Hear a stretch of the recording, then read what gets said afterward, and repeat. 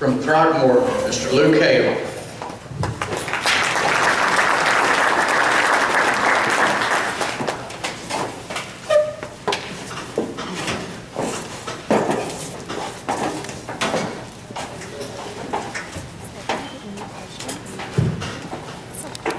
Capturing the elusive problem. While reading a magazine, this headline has recently caught my attention. The author concludes that with cattle prices reaching $1.70, the market is once again dangling the hopes of a significant profit in front of every sector of the beef industry. The question remains, how do we capture this elusive profit? The cattle industry is full of variables and unpredictable moments. Producers never know whether it will rain enough to keep their grass growing and their tanks full, or if cattle prices will remain high enough to make a profit. Despite the market outlook, producers must restock their inventory in the face of both adversity and prosperity. But due to the large capital investment, many times bankers and producers are more reluctant to operate on the open market without protection. A man once said, people who live in glass houses should take out insurance. Hedging is a practice used in the commodities market that is designed to limit major losses in the industry and provide insurance for the producers. The objective is to manage the risk of an adverse move in prices. The theory works because cash prices and futures prices both respond to the underlying forces of supply and demand, and therefore tend to move in the same direction over time. However, many times it works better in theory than it does in real life. The process of a hedge begins when a producer has a load of cattle that he wishes to establish a market price for. He then contacts a commodities broker and places an order. On the other side, the speculator buys the contract and the hedge is now officially in place. Now the two parties must make margin calls according to what the market does on a daily basis. When the market rises, the producer is going to pay margin calls. When the market drops, the speculator will pay margin calls. Margin money from the speculator is what enables the producer to utilize the risk management practice and have that insurance. An example of when a hedge fulfilled its purpose would be when BSE stunned the beef industry in 2003. With the news of mad cow disease, the cattle market plummeted overnight. But producers who hedged were able to utilize the benefits of the risk management practice and break even despite the market downturn.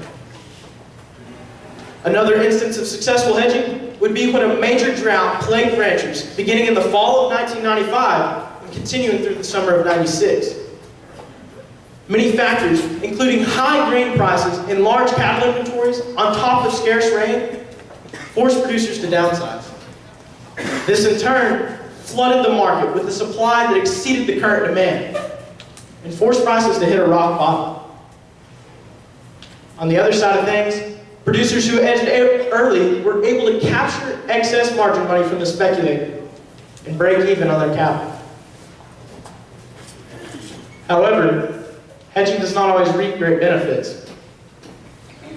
Last year, the cattle market skyrocketed. Producers enjoyed record-breaking profits. On the other hand, producers who hedged early suffered the consequences. Having to pay massive differences between their market position and their contract forced producers to miss out on a profit opportunity. These examples are extremes. Most of the time, the market enjoys the highs and suffers through the lows, but remains largely established. Warren Buffett says, the rearview mirror is always going to be clearer than the windshield. This is great advice for producers contemplating risk management, because in the end, it comes down to risk versus reward. The rule of thumb in investing is the greater the risk, the greater your potential for reward. Hedging does limit your risks, but at the same time, it's going to cap off your reward, as I talked about last year. It's not just the love of the cattle industry that keeps us in it. It's that profit, the elusive profit. So ultimately, one must decide, is the prospect of a windfall worth the risk? Or is it better to play it safe? Thank you.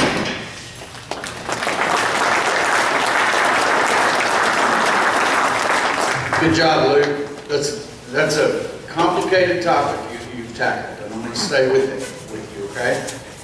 In December, while we were enjoying record high cash prices, something happened to the futures market. Do you know what happened to the futures market? Yes, sir, it dropped. All right, let me read you something. It says the futures board has been limit down for several trading sessions, cutting the legs out from under live trading. Can you explain to us what that sentence means? And then tell us why the futures market, or why you think the futures market dropped so dramatically in December? So what you're asking, Mr. Blair, is that explain what it means as far as why it dropped, or what it means by... Oh, okay. When the article says the futures board has been limit down for several trading sessions, that's saying something. What does that say? Yes, sir. Okay. A trading session is basically just a day and every day. The market trades from 9 to 5 on the weekdays. On the weekend, it's closed. So what he's saying is by the market is dropping down to the limit. When commodities such as cattle prices is forced down and is losing its value, it can only drop so much within that trading period between the 9 to 5 during the weekdays. And so when it's down the limit, that means it's hit rock bottom. It can go no lower that day. And so that means that it's losing its value rapidly in one trading session. Now, as to what caused this, there are many, many things. One being that recently, union laborers in docks have quit working. Their contract is up, and they're wanting more money for what they're doing. And so the West Coast is a major export for American beef, and it being closed has forced us to miss out on another profit opportunity and has allowed those prices to drop, hit the limit, like Mr. Blair said, during this winter. Luke, excellent presentation, and I think that you would do well in our economics classes at Texas Tech, and being able to work with our beef feedlot class on how to trade cattle. You know, you really talked about many of the factors that influence the beef trade, the beef industry, and you know, your example in answering Mr. Blair's question was just really good and right on. During that whole time frame, we had the drought, we had all those things you described in your speech. I would like for you to address what is the strength of the dollar, the U.S. dollar? How does that impact the price of cattle and the price of beef that we sell here at home and also around the world? How does the strength of our U.S. dollar play into all of those prices that you talked about in your presentation? Yes, sir. That's a very good question, complicated question, Mr. Miller. But one thing that comes into play is the value of the dollar, like you said. And currently, this is just a rough estimate, but as far as the value goes, I know that the EU, it takes over 1.5 American dollars to equal 1 European Union dollar. And so that's a major disadvantage for us with inflation and things like that, because with us, our prices being what they are, and us saying, okay, we're going to export this to you for so much, they're not having to pay near as much as we think what we think that we're getting. And so with inflation is also going to come loss, and we're going to have to take careful steps as to what our pricing is for that. And so when it comes to that, we really have to watch how the dollar is playing out, and as far as how the cattle prices are, in order to stay on top of the difference between different countries' dollar values and our own dollar values. Excellent answer. Thank you very much.